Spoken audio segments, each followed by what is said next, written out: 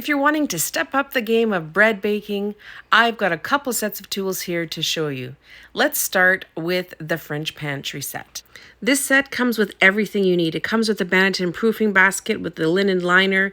It comes with the baguette couche, the baguette pan, and we can't forget the scoring tool.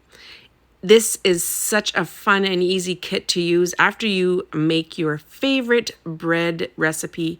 Adding a little bit of oil and different kind of spices to the baguettes or onto the boule makes you feel like you are an extra little special kind of baker, creating all these fun and delicious looking artisan breads.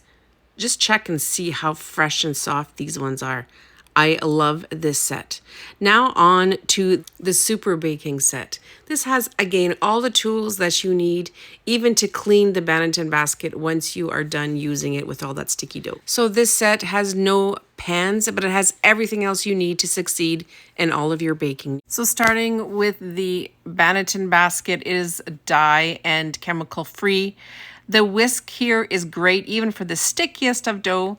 And the scraper is great for cutting, separating, moving around your dough as you are preparing it. And of course, we can't forget the scoring tool here.